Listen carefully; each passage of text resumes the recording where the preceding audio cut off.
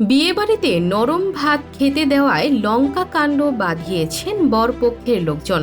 Chair এবং ভাতের plate সহ বিয়েবাড়ির সরঞ্জাম ভাঙচুর করেন তারা। এ ঘটনায় কনের চাচা সহ বেশ কয়েকজন আহত হয়েছেন। চাঞ্চল্যকর এ ঘটনাটি ঘটেছে গাইবান্ধার সুন্দরগঞ্জে।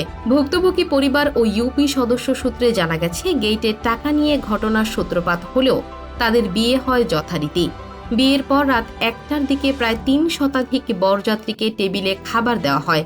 সন্ধ্যার আগে রান্না করা ভাত গভীর রাতে ভ্যাপসা গরমে নরম হয়ে যায়, আর সেই নরম ভাত পরিবেশন করায় বরপক্ষ বাধান বিপত্তি।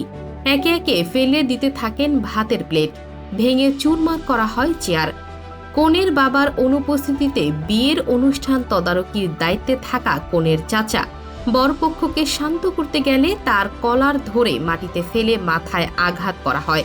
পরে স্থানীয়রা এগিয়ে এলে বরপক্ষের অধিকাংশ লোক পালিয়ে গেলেও ৬টি অটোসহ আটক করা হয় বর সবুজ মিয়া সহ কয়েকজনকে। আহত কনের চাচাকে উদ্ধার করে উপজেলা হাসপাতালে ভর্তি করান স্থানীয়রা। পরে প্রাথমিক চিকিৎসা শেষে বাড়িতে ফেরেন তিনি। ছরপাহাটি ইউনিয়নের সংশ্লিষ্ট ওয়ার্ড মেম্বার সাইফুল ইসলাম দুদু বলেন, ঘটনাটি জানার পর শুক্রবার সকাল ১০টার দিকে অন্য ২ ইউনিয়নের চেয়ারম্যান সহ তিনি এবং স্থানীয়রা মিলে বসেছিলেন। মীমাংসাপত্রও লিখেছিলেন তারা।